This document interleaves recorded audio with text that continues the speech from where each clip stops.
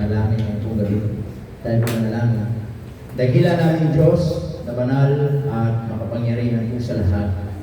Muli, Panginoon, kami po ay nagpupuri at nagpapasalamat sa napakahalagang gawain ngayong pong hapon. Salamat po, Panginoon Diyos, sapagkat minsan pa ay amin pong masasaksihan, Panginoon.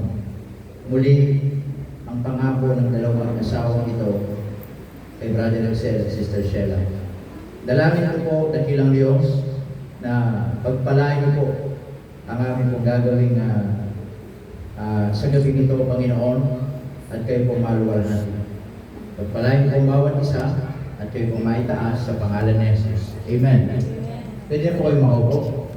And also, Brother Excel and Sister Sheila, pwede po kayo makaupo. Okay, muli magandang gabi po sa ating pong lahat. Welcome po sa Harvesters Baptist Church.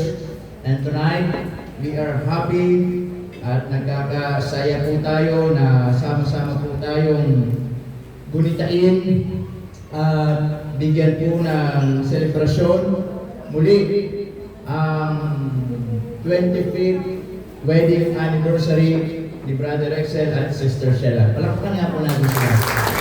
Amen. And tonight ay bago po natin simulan ang ating pong pagpapala ngayong pong gabi sa bawat isa, ay gusto ko lamang pong muli magbahagi po ng simpleng salita ng Diyos ngayong pong gabi na patungkol po kung paano po si Brother Excel at Sister Sheila ay nagpakita po ng kanilang pong tunay na pag-ibig sa isa't isa. Ay napakagandang paalala din po sa bawat isa po sa atin ang dakila at tunay na pag-ibig po ng Diyos sa bawat isa po sa atin. Ang sabi po ng banal na kasulatan, gayon na lamang ang pag-ibig ng Diyos sa sanglibutan at Kanya ibinigay ang Kanyang buktong na anak na si Jesus. At kung sino man ang sa Kanya ay sumampalataya ay hindi po mapahamak kundi magkaroon ng buhay na walang hanggan. Ngayon pong gabi, nais ko lamang pong ipaalala sa bawat isa po sa atin na meron yung nagmamahal po sa atin. Merong nagmahal, merong lumikha, merong nagbigay, at ang ating pong Panginoong Diyos na nasa langit. Ang sabi po ng Biblia, mahal tayo ng Diyos. At sa Kanya pong dakilang pag-ibig, Kanya pong isinugo ang Kanyang buntong na anak. Ang kadahilanan po sapagkat ang tao po ay makasalanan. Ang sabi ng Biblia sa Roma 3:10, ito'y nasusulat, walang matuwid, walang kahit isa. Ang sabi po doon sa verse 23, sapagkat ang lahat ay nangagkasala at hindi pwedeng makabot sa kalulatian po ng ating pong Panginoong Diyos. Lahat po tayo ay hindi makaabot sa kalulatian ng Diyos dahil po sa kasalanang minana natin sa ating pong unang mga magulang, kay Adan at kay Eva. Ngunit hindi po pinahintulutan ng Diyos na tuluyan po mapahamak ang tao. Ang Diyos po ay nagbigay po ng pag-asa at pag-ibig po sa bawat isa na Kanya po ibigay ang Kanyang buktong na anak na si Jesus. At alam po natin marahil ang kwento, siya po'y napako sa krus, nabayubay, namatay, pagkalipas po ng 3 araw, siya po ay muli pong nabuhay. Upang ang tao po ay bigyan po ng pag-asa. Isang pag-asa na kung saan kung Kanyang pong sasampalatayanan ang ginawa ni Jesus sa krus ng Kalbaryo, ay matatamo niya ang walang hanggang buhay. Ang pangako ng Diyos ay walang hanggang buhay. Hindi po ito natatapos, hindi po ito nauubos, ito po ay pangwalang hanggan. Ang buhay po dito sa lupa ay pansamantala lamang. Maaaring mamaya, bukas sa makalawa, pwede po tayong kuhanin ng Panginoon. Pero pinakamahalaga bago po dumating ang araw na yon, ay matiyak natin ang buhay na walang hanggan. Kaya po ngayon pong gabi sa aming pong mga minamahal na bisita, nais ko pong ipaalam sa bawat isa, mahal po tayo ng ating Panginoong Diyos. Ibinigay po ng Diyos ang Kanyang buktong na anak. At ayaw po ng Diyos, ang tao po ay mapahamak.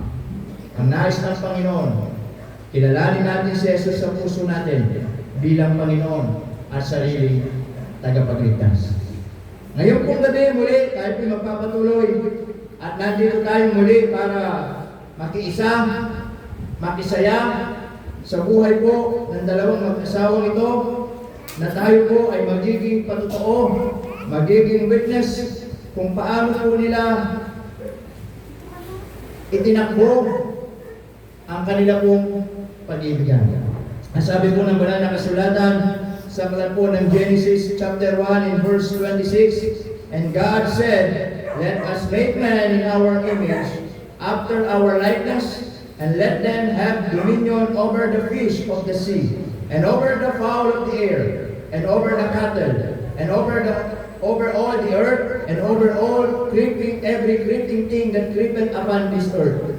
In verse 27, so God created man in his own image, in the image of God created him, male and female created he them. In verse 28, and God blessed them. And God said unto them, be fruitful and multiply and replenish the earth, and subdue it, and have dominion over the fish of the sea, and over the fowl of the air, and over every living thing that moveth upon the earth. Dito po, ating pong nabasa, nilikha ng Diyos ang tao. At nilikha ng Diyos ang tao ayon po sa kanyang sariling wangis.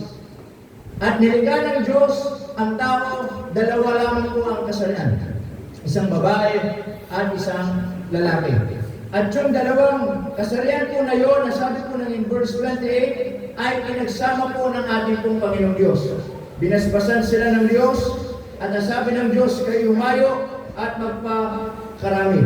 Ngayon pong gabi, isa pong magandang paalala po sa atin, ang Diyos po ang may takda ng kasal. Amen? Ang Diyos po ang may takda ng kasal. At isang importanteng bagay para po sa Panginoon itong bagay pong ito. Ang sabi po ng kwento ng ating Panginoong Jesucristo ay sila po ay dumalo sa isang kasalan doon po sa Cana, at doon po niya ginawa ang isang unang himala na ginawa ng ating pong Panginoon. At yun po ay ginawa niya pong masarap na ubas yung tubig. Ibig pong sabihin, ang kasal ay importante sa Panginoon. At ang kasal po ay hindi na po basta in-establish po ng Panginoon, kundi sinamahan po ng Panginoon. Ibig pong sabihin, hindi po hinahayaan ng Diyos na ang dalawang magsikirog o pinagsama ng Diyos pagkatapos ng gawing isa ay pababayaan po siya ng Panginoon. Hindi po. Alam niyo po mga kapatid, ang sikreto ng isang tagumpay na pagsasama ay lagi kasama ng ating pong Panginoon. Ngayon pong gabi, isa lamang pong paalala sa buhay ng bawat isa po sa atin. Ang pag-aasawa ay hindi po biro. May tayong mga kabataan. Hindi po biro. Hindi po yan parang traffic. Gusto mo, nagmamadali ka na. Ay traffic nga eh. Di ba? Hindi po yan para bang gusto mo magpa-print ng picture mo, gusto mo iparas mo. Pwede yun. Pero ang paghahanap ng mapapangasawa, hindi po minamadali. Yan po ay nakukuha sa panalangin. Amen? Yan po ay nakukuha sa pagingin sa Panginoon. Kaya kung meron mga po dito mga kabataan, kayo ay gusto na mag-asawa, tumigil-tigil muna kayo. Mag-aral muna kayo ng mabuti. Okay? Darating din yan. Maghintay lang kayo. Ha? Huwag kayo nagmamadali, pagsasamtigayin ko kayo. Okay, huwag kayo nagmamadali. Tama? Pero, sa buhay po na mag-asawa ito, way back, anong taon ba? Teka, ibalik pa natin, hindi niyo maalam. 1999. Wow, napakatagal na panahon. Amen? 1999, sila po ay ikinasal, pinag-isa ng ating pong Panginoon sa panahon na maulan. Panahon na bumabagyo. Tama? Isang kasalang simple. Tama? Yung parang design ay paper plate, ano? Yun saan nilalagay yung paper plate eh. Tanong mo rin, nababasa lang, ano? Pero, could you imagine, after several years, after 25 years, they are still stronger. Amen? In the middle of that years, hindi po madali ang kanilang pinagdaanan. Marahil, marami pong pagkakataon sa kanila pong buhay na hindi na po pwedeng may celebrate yung ganitong taon. Marami na siguro mga desisyon sa buhay na pwedeng maghiwalay na. Maraming pagkakataon, marahil may mga problema, mga responsibilidad na marahil hindi kaya at pwede nang maghiwalay. Maraming mga pagsubok, maraming mga problemang dumating, pero salamat po sa Diyos.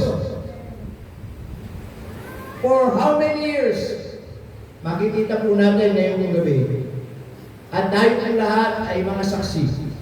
At sila po ay nagpapatotoo sa atin na hindi po hadlang ang problema, hindi po hadlang ang mga pagsubok, hindi po hadlang ang mga bagay na pinagdaanan sa buhay. Kung sila po ay natutong magtiwala sa Diyos, pwede rin po tayo magtiwala sa Diyos. Amen? Dahil po, hindi na po ito bago po sa atin. Marami po mga mag-asawa, hindi po pinagpapala, hindi po tumatagal sapagkat una, ayaw nilang isama ang Diyos sa kanilang pagsasama. Pangalawa, sumusuko sa mga problema. Bumibitaw sa mga pagsubok. Umaayaw sa mga responsibilidad. Pero sa gabing ito, makikita po natin sa buhay po ng mag-asawang ito, pwede pala natin makaya. Bakit po? Nakaya po nila. Amen? At bibihira po ang umabot ng 25th silver wedding anniversary. Yung iba, after 5 years, sawa na sa isa't isa. Yung iba, after 10 years, sawa na sa isa't isa. Amen? Yung iba, after 15 years, sawa na sa isa't isa. Pero alam niyo po, tunay nga po sabi ng Biblia, ang pinagsama ng Diyos, hindi pwedeng paghiwalay ng tao. Kung ang dalawang mag-asawa ay patuloy na magtitiwala po sa Panginoon. Isa lang po ang pwedeng magpahiwalay sa mag-asawa. Hindi po problema, hindi po pera, hindi po kaibahan ng ugali, o anuman, kamatayan lang po.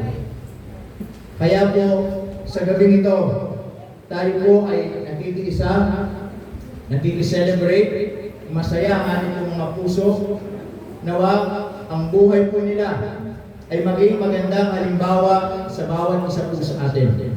Marahil, hindi pa tayo umaabot sa ganung taon kung saan po sila ngayon nandito. Marahil yung kanilang mga pinagdaanan, hindi pa natin pinagdadaanan. Pero isa pong magandang paalala po sa atin, kung sakaling dumating ang buhay o mga problema na ating pagdaanan, pwede natin silang gawing gayan. Pwede natin silang gawing modelo. Kung paano nila nalampasan, pwede rin po natin malampasan. Yan po ay lagi sa biyaya at tulong po ng ating pong Panginoong Diyos.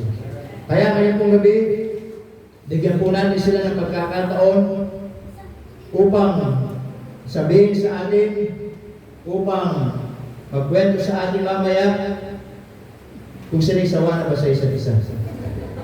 Hindi pa naman. Parang kailan lang ano. Naalala ko, nung ako po ay nung ako po'y magpasimulang mag-Bible study sa bahay po nila, diyan pa po sila nakatira sa may Letran. Buntis pa po si Sister Sheila kay Abino ng ilang buwan. So every Saturday, ako po'y pumupunta sa bahay nila para mag-aral po ng Biblia. Pero talaga sadyang matigas ang ulo ni Brother Excel. Siya po'y laging hindi naman tulog. Kaya mahirap gisingin ang nagtutulog-tulugan. Pag darating ako, matutulog na. Tulog daw siya. Lagi. Pero, ang salita ng Diyos ay makapangyarihan.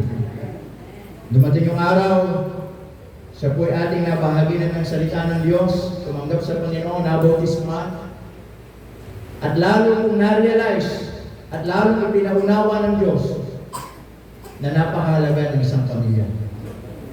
Ngayon, si Brother Excel, kasama na po namin naglilingkod dito sa church. Kanina umaga, siya po yung aming song leader. Tama? Salamat po sa Panginoon, tunay na nagbabago ang Panginoon. Abay, kung hindi ito naligtas ay, di ko alam kung nasa na ito.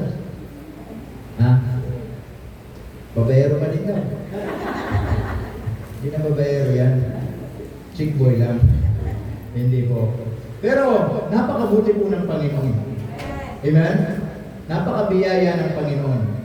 Kaya po, isa po sila sa mga pwede natin gawing magandang huwaran, magandang example po sa atin. Sa kabila ng kanila pong mga pinagdaanan sa buhay, sila po'y nananatiling matibay. Amen? Nananatiling matabag, nananatiling matatag, at hindi natin alam, after 25 years again, gold na. Di ba? Kaya salamat po sa Panginoon. Ngayon pong gabi, meron po ba kayong Bible? Nasaan yung Bible natin?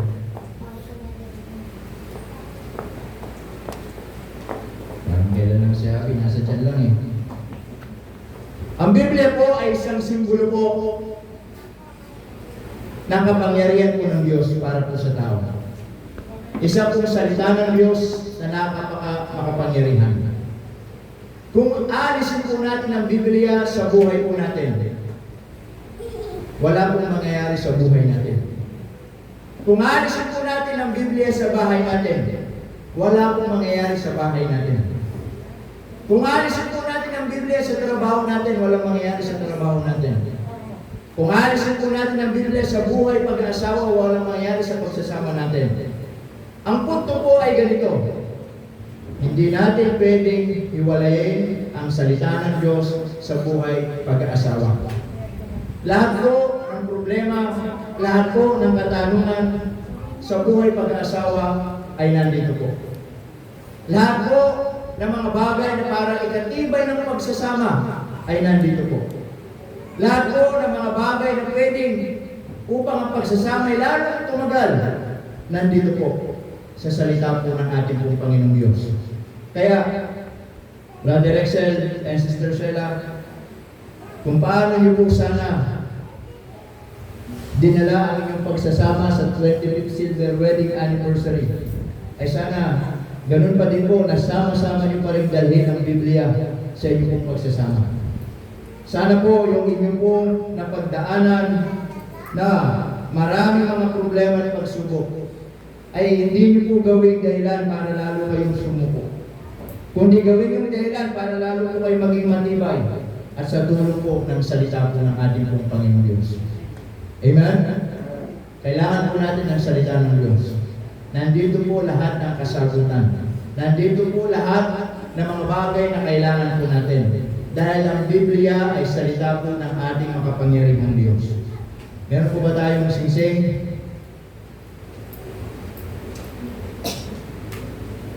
Bago po natin, kasya ba sa inyo? Magkano ba ito?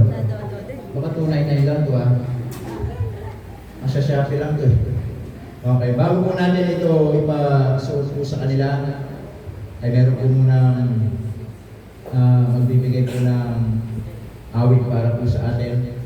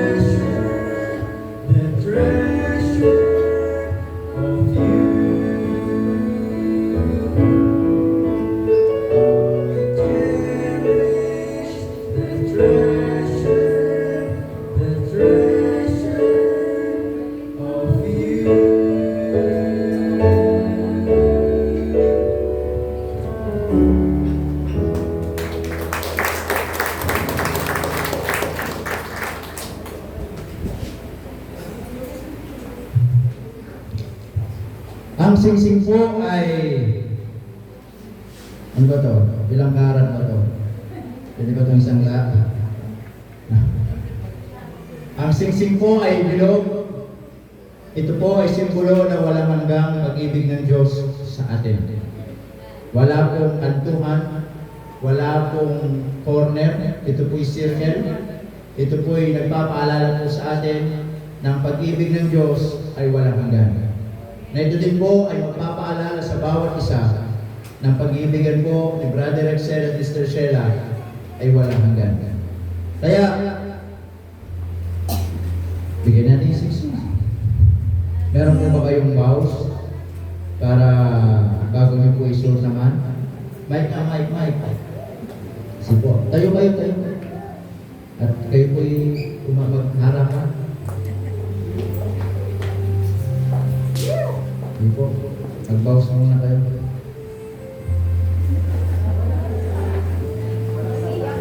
Ha?